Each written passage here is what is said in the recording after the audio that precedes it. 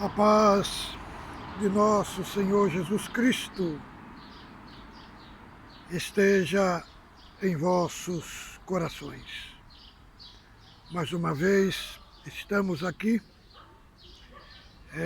no canal e desejamos que você seja bem-vindo e que sua presença será honrada aqui no nosso canal.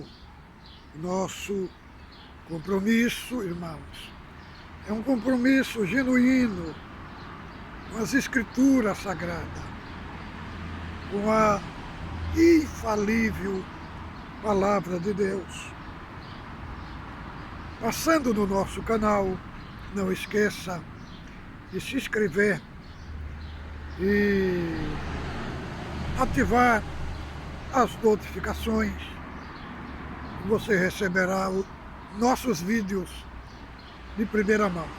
Nosso compromisso aqui, ele não tem nenhum objetivo financeiro, mas o nosso objetivo aqui é alcançar as almas pelas quais Cristo morreu.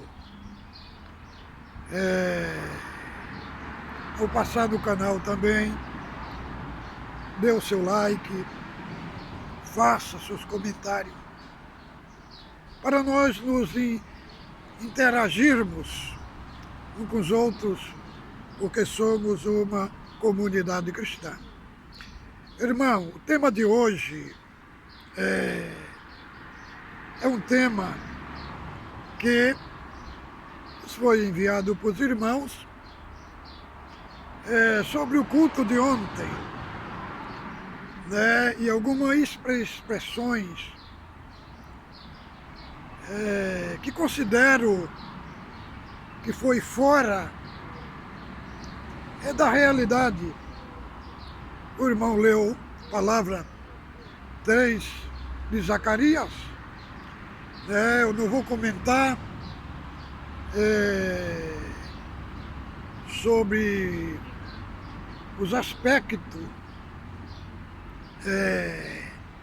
que ele não expôs, né, o texto, as escrituras, porque quando se lê uma palavra que mergulhamos nela, né, incentiva até os nossos irmãos a ler as escrituras.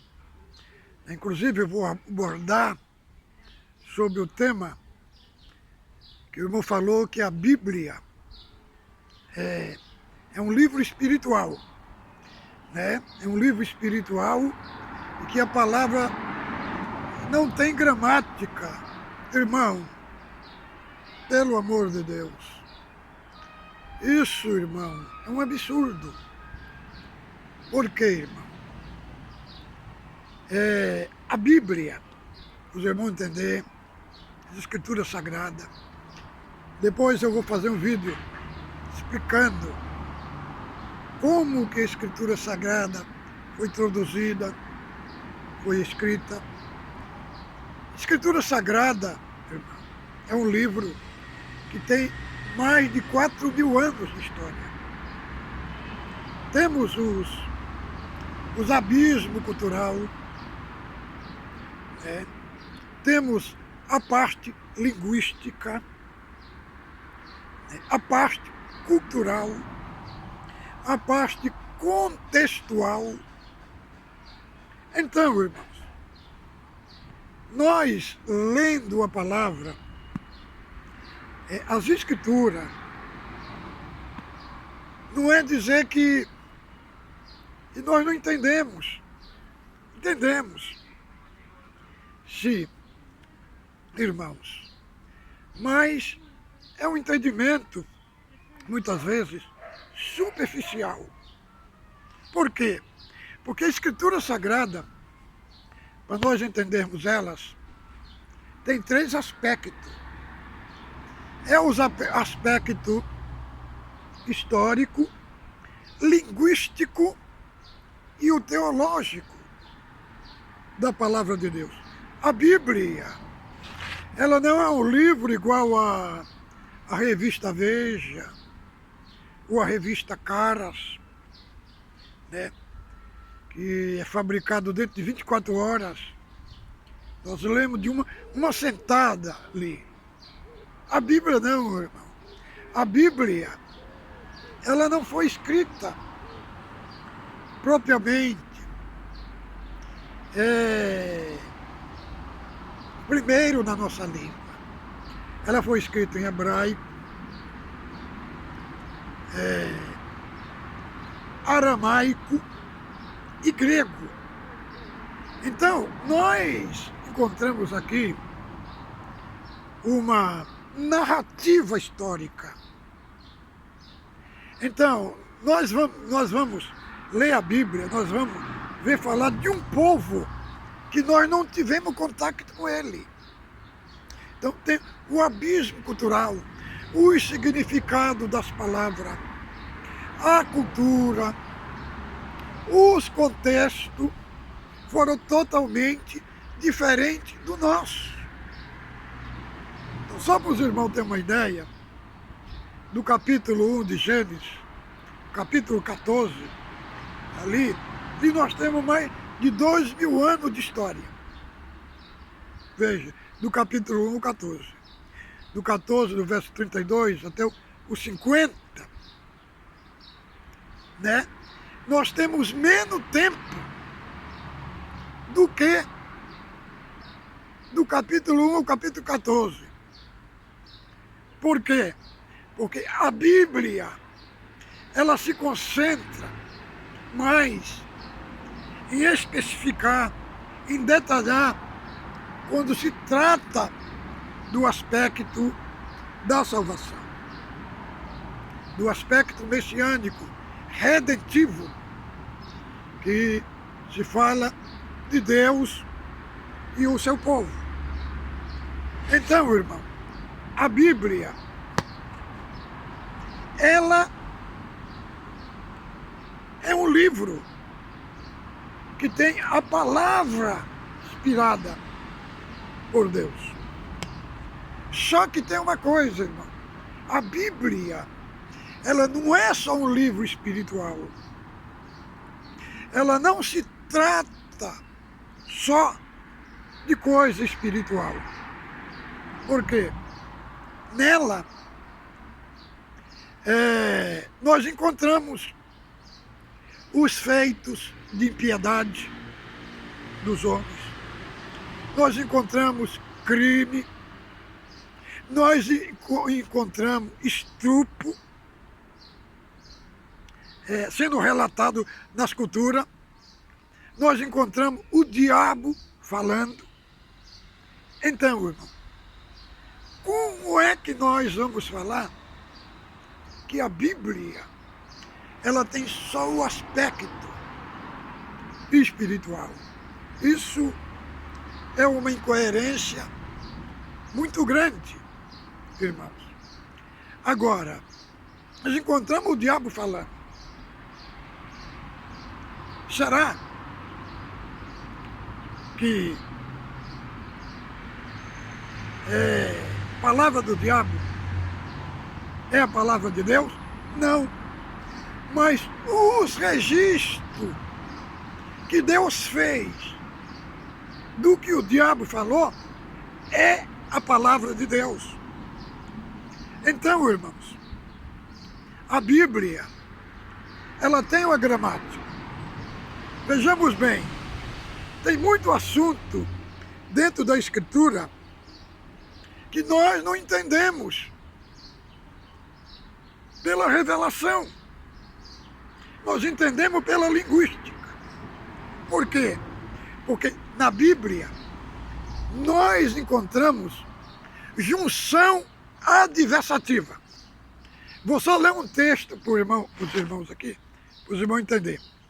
Vamos ler aqui só o início do capítulo 8 de Romanos, para os irmãos entenderem o que é uma junção adversativa. Então, irmão, se tem uma gramática,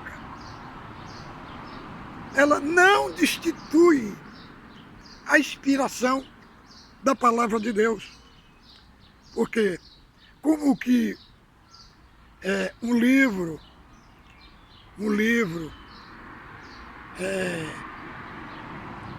todo livro, todo escrito tem que ter uma gramática, tem que ter um verbo, para nós poder compreender o que está falando. Então vamos ver aqui, Romanos, capítulo 8. Só para os irmãos entenderem o que é junção adversativa. Romanos, capítulo 8. Vou ler somente o primeiro verso. Olha aqui o que diz.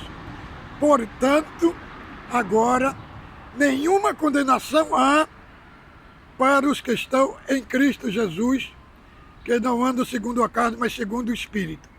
Veja bem, esse portanto aqui é uma junção adversativa, onde tem, por exemplo, portanto, porém, mas, entretanto, entremente, são junção adversativa.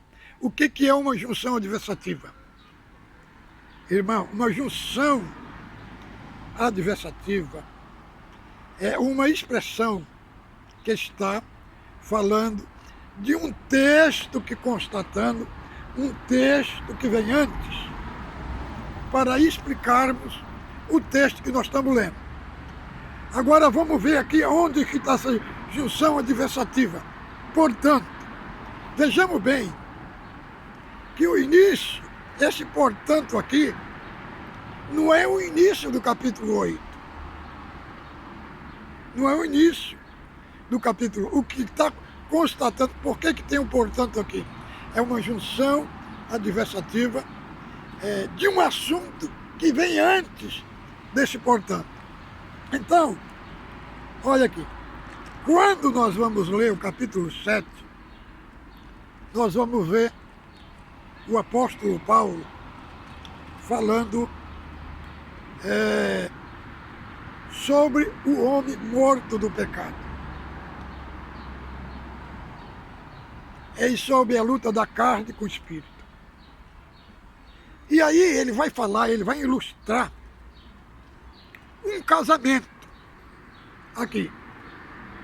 Olha aqui. Não sabeis, pois que falo, que sabe a lei. O 2, verso 2. Fala a lei. Tem domínio sobre o homem por todo o tempo que vive. O 2.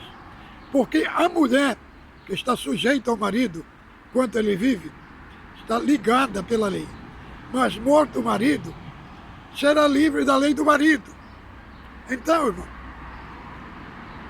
ele apresenta aqui o homem como sendo o marido, aqui representa a lei. Porque pela lei, todos os homens estavam debaixo do pecado. E todos morreram. Então, ele ilustra aqui um casamento. Todo o tempo que a mulher vive, ela está debaixo da lei do marido. Mas quando o marido morre, ela está livre para contrair novas núpcias. Então, ele vai ilustrar nós, quando estava no pecado.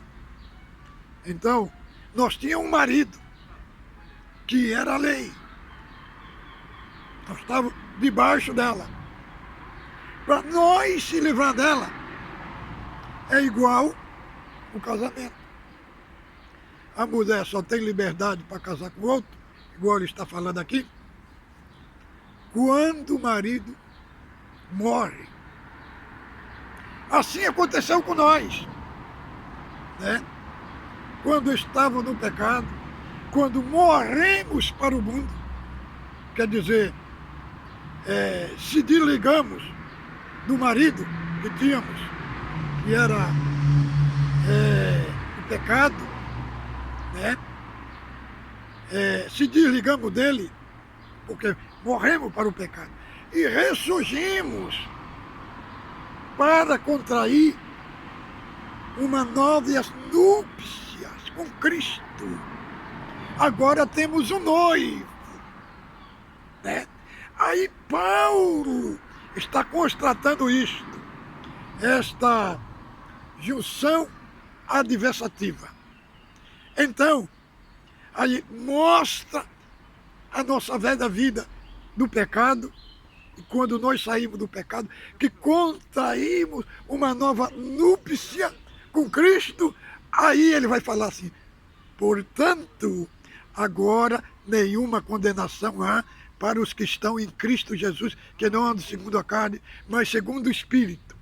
Então, aí nós vamos entender o que significa esse portanto. Esse portanto é uma parte da gramática que é uma junção adversativa para nós constatar o texto que vem antes, para nós começar a entender o que significa que ele vinha falando antes, para constatar o que está dizendo agora. Portanto, agora dei uma condenação para os que estão em Cristo Jesus, que não andam segundo a carne, mas segundo o Espírito. Vamos ao outro texto aqui, que tem a junção adversativa. Hebreus, capítulo 12. Hebreus, só para os irmãos entenderem. Para os irmãos entenderem que tem coisas que está na revelação, tem coisas que está na gramática. Não é dizer que tem a gramática que está tirando a inspiração bíblica, de modo nenhum, irmão. Então vamos ver aqui Hebreus, capítulo 12. Só o verso primeiro. Olha aqui de novo.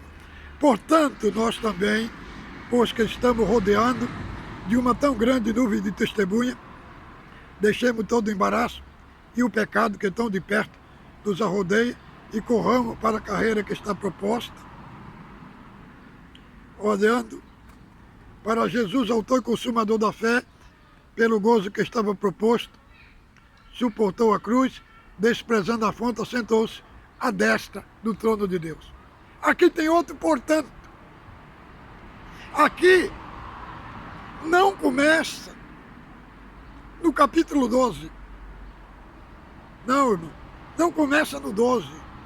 Aqui ainda está na continuação do capítulo 11. Né? Aí ele fala assim: portanto, nós também que estamos rodeados de uma tão grande nuvem de testemunha. O que significa essas nuvens? Essas nuvens de testemunha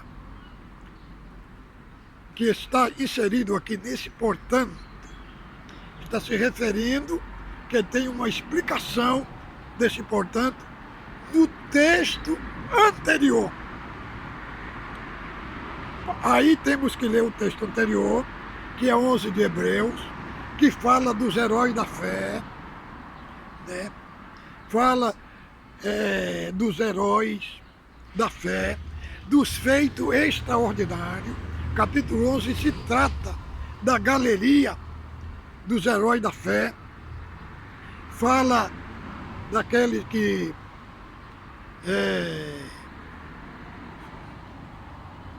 diz a palavra, os quais pela fé venceram o reino, praticaram vitória, apagaram a força do fogo, da fraqueza tiraram força, na batalha puseram em fugida os exércitos estranhos, as mulheres receberam pela ressurreição os seus mortos, uns foram torturados, não aceitando o seu livramento, para alcançar uma melhor ressurreição. Outros experimentaram escárnio, açoite, foram cerrados ao meio, maltratados, vestidos de pele de ovelha.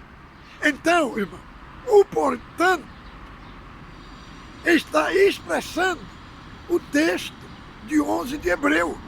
Aí ele fala, Portanto, nós rodeados de uma tão grande nuvem de testemunha. Quem são as nuvens de testemunha? São os heróis da fé do capítulo 11.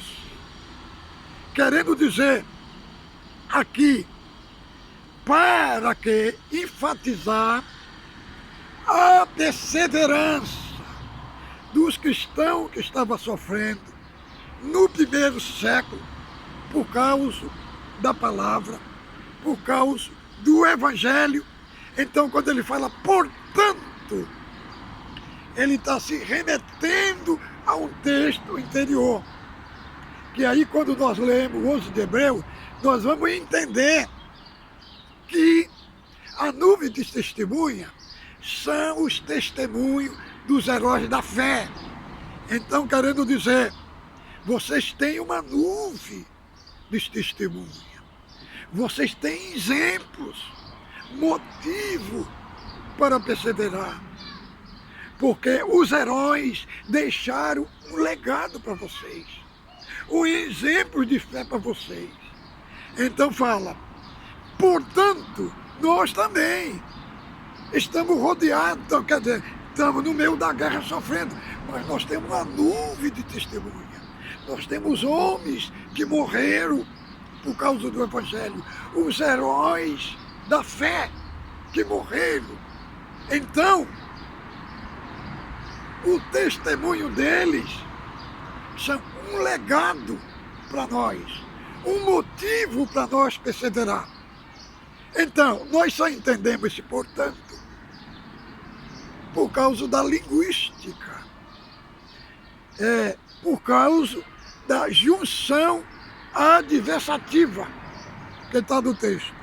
Vamos ao outro texto que está no Velho Testamento, 5 de 2 Reis, só para os irmãos entender que a Bíblia, ela não é só espiritual,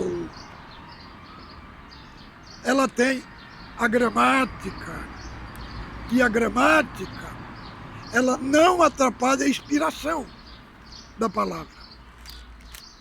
Vamos ver aqui, 2 Reis, capítulo, vamos ver aqui o capítulo 5. Olha aqui. E Naamã, chefe do exército do rei da Síria, era um grande homem diante do seu senhor e de muito respeito, porque por ele o Senhor dera livramento ao Sírio. E era este varão homem valoroso, porém leproso. Este, porém, é uma junção adversativa. Era leproso. Mas o que é que esse porém está constatando do que vem antes? Está constatando que ele é um chefe de um exército, era um grande homem diante do seu senhor e de muito respeito. Por ele o Senhor dera livramento ao Sírio, e era este homem valoroso, porém leproso. Então, aí nós encontramos aqui os porém. Quantos porém que tem na Bíblia? Adão foi colocado no jardim do Éden, porém ele comeu do fruto proibido. Sansão era homem valoroso, né? Porém, foi traído por Dalila. Elias foi um profeta de Deus. Porém, como foi fiel a Deus, foi exaltado perante os profetas de Baal. Então, irmão, esse porém aqui é uma junção adversativa da gramática, da linguística, que foi deixado na Escritura Sagrada, para nós entender o texto que vem antes e o que nós estamos lendo. Por quê, irmão? Agora, a Bíblia, irmão, é um livro, ela não foi escrita em linguagem celestial. Porque se ela fosse escrita na linguagem celestial, nós não íamos entender. Por quê, irmão? O Deus que nós servimos, ele é um Deus que ele vive no atemporal. Então, para ele se comunicar com os homens, ele teve que falar com os homens na linguagem dos homens. Então, a Bíblia, ela foi escrita numa linguagem humana. Em primeiro lugar, é comum os autores bíblicos usarem figura de linguagem para referência a Deus em várias partes. Eles precisam descrever certas características do próprio Deus de uma forma compreensível aos leitores de várias épocas diferentes. Então, sobre estes aspectos, podemos falar de dois recursos literários muito utilizados na Bíblia, chamado antropomorfismo e antropopatismo. Essas duas palavras referem-se à figura de linguagem utilizada em alguns textos bíblicos para descrever Deus como se ele possuísse formas, propriedades, características ou sentimento humano. É igual como está escrito lá em Gênesis capítulo 6, do verso 6, que fala que Deus se arrependeu. Né? Então, ali é uma linguagem, do antropopatismo, né? Que é usado como se o escritor colocasse o sentimento humano em Deus. Então, aquele arrependimento ali não significa que Deus voltou para trás. Porque se Deus voltasse para trás, ele não era Deus. Entendeu? Então, aquele arrependimento ali não significa que Deus se arrependeu. Significa que Deus entristeceu pela ação do homem e que Deus ia entrar em juízo contra o homem. Isso significa o arrependimento de Deus. Então, os escritores usam essas figuras literárias, né? Para quê? Para aplicar em Deus, para nós entendermos na esfera humana, na nossa linguagem humana, quem é Deus. Então, Deus é traduzido como se tivesse forma humana. Então, isso se chama antropopatismo e antropomorfismo. São linguagem literária humana para descrever um Deus que não pode ser descrito. Então, é colocado em linguagem humana para nós entender. Então, irmãos, são aspectos na Escritura Sagrada. Então, nós não podemos falar que a Bíblia é um livro espiritual em todos os aspectos, não. Porque tem falando de cultura, ela fala de prostituição, entendeu? Ela fala de prostituição, ela fala de roubo, ela fala de matança. Isso não é aspecto espiritual, entendeu? Ela fala de reis no trono. Ela fala de reis que tomou reinos, que possuiu reinos. Ela fala dos aspectos cultural, fala dos aspectos geográficos, aonde os personagens bíblicos estavam, aonde ele estava localizado. Entendeu, irmão? Então, a Bíblia, ela não é totalmente a palavra de Deus quando fala só daquele aspecto celeste, divino, que vem lá do céu. Não, irmão. Ela é palavra de Deus em todo sentido. Quando ela descreve os crimes, não quer dizer que Deus teve parte naquilo ali. Ela apenas está registrando. Ela está deixando registrado para nós o que aconteceu na história, no meio dos personagens bíblicos. Tanto que é bom como que é ruim. Ela descreve as virtudes dos personagens bíblicos, como descreve também os seus fracassos, os seus erros, os seus pecados. Entendeu? Então, a Bíblia, principalmente, quem prega a palavra, tem que ter muito cuidado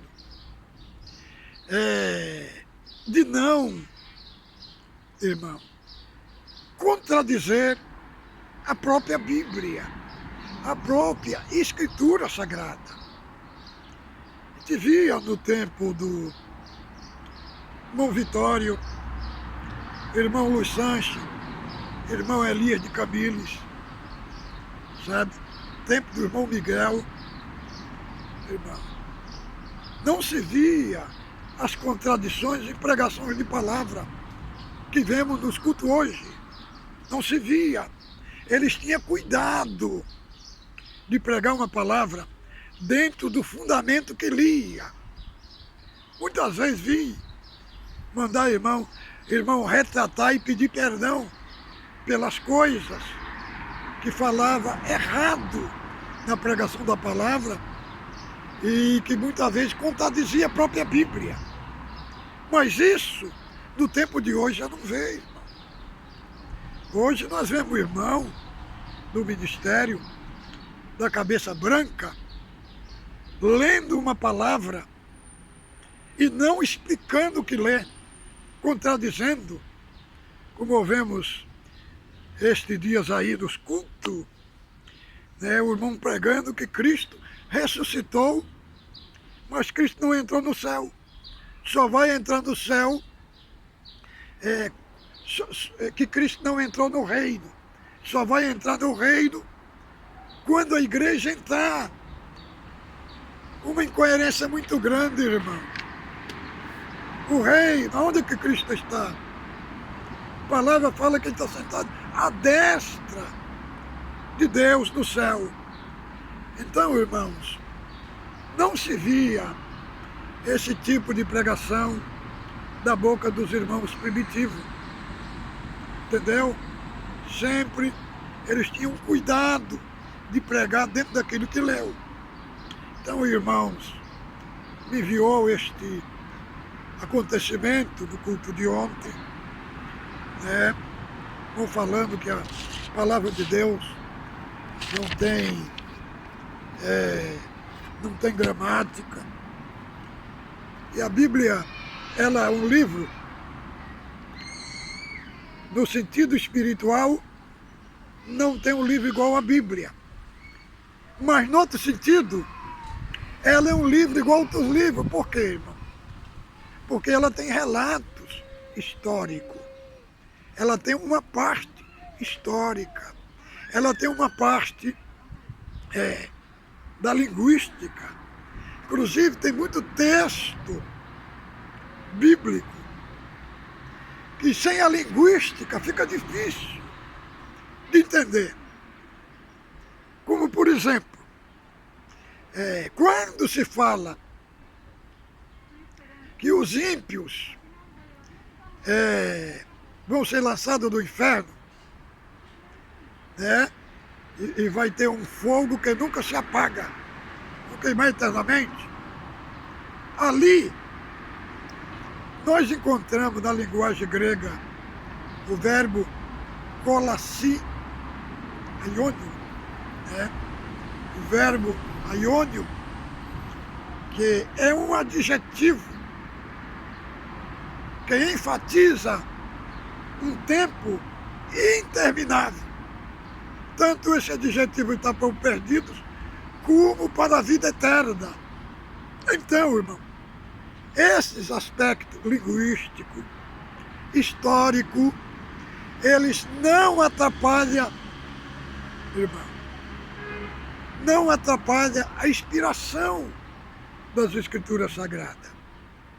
Nós vemos, irmão, Paulo era um homem que falava mais de 3 idiomas.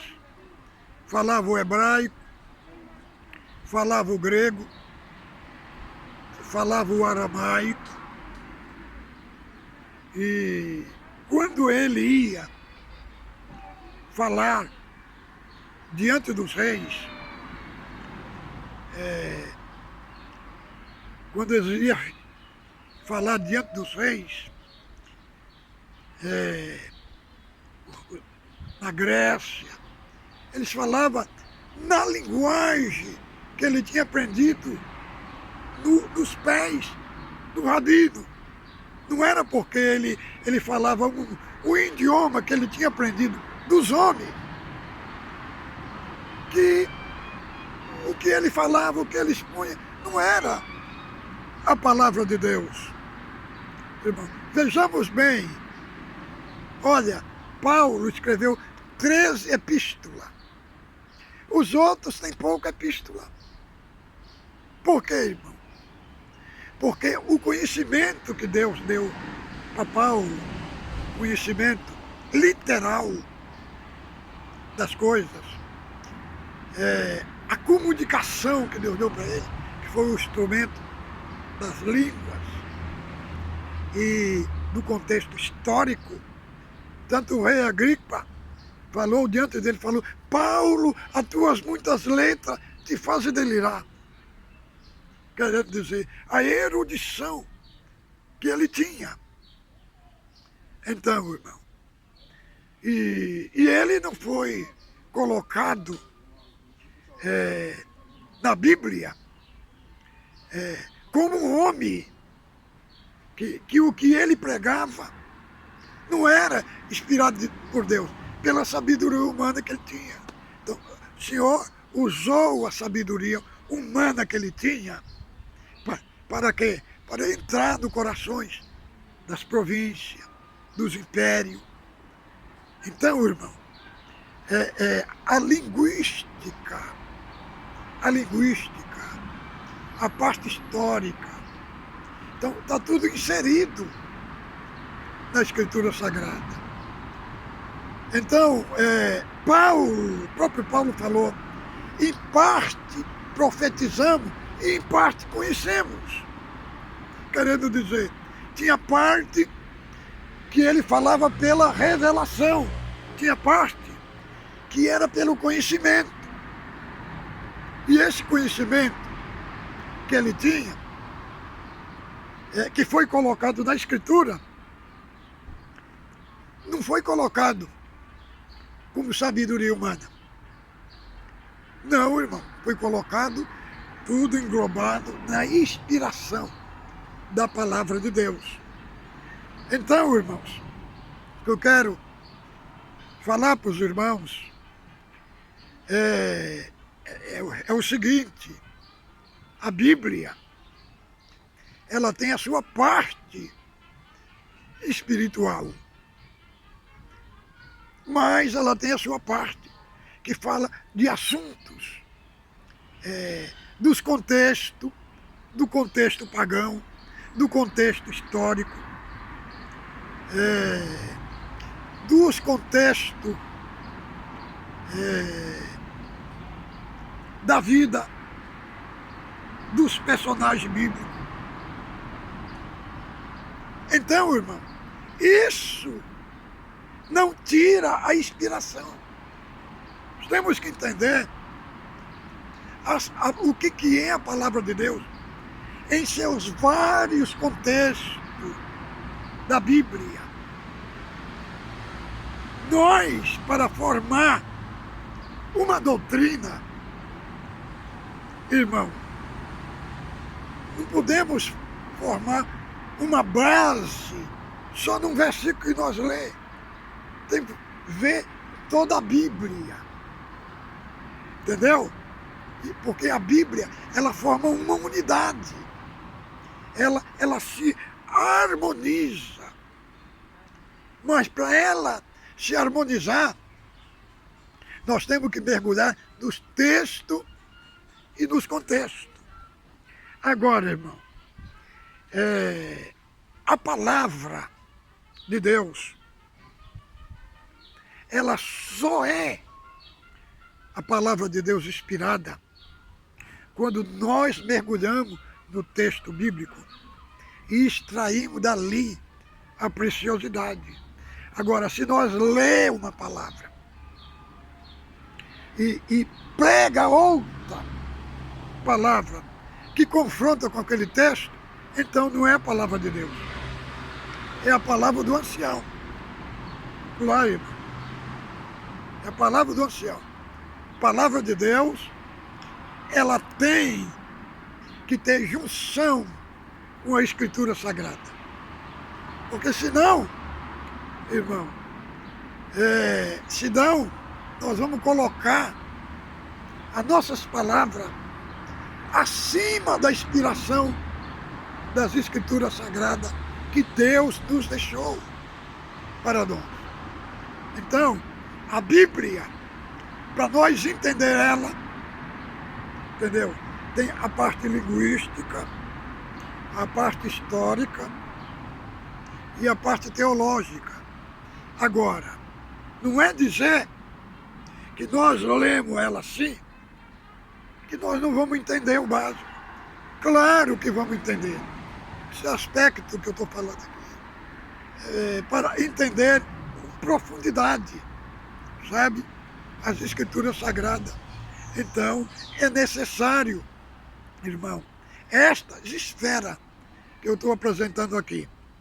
Então, amados irmãos que fizeram perguntas sobre se a Bíblia não tem gramática, agora eu acabei de explicar para os irmãos que ela tem a gramática, né? Todo assunto da Escritura Sagrada, ali está a gramática envolvida na parte humana. Tem a gramática ali envolvida. Tem todos esses aspectos. Porque quem produziu a Bíblia foi teólogo, irmão. Foi teólogo. E a Bíblia foi introduzida dentro da gramática, dentro da história. Entendeu? Foi colocado capítulo, foi colocado versículo. Para quê? Para nós nos situarmos na Escritura Sagrada. Eu, de primeiro, eu lia muito a Bíblia de capítulo em capítulo. Depois que eu comecei a ler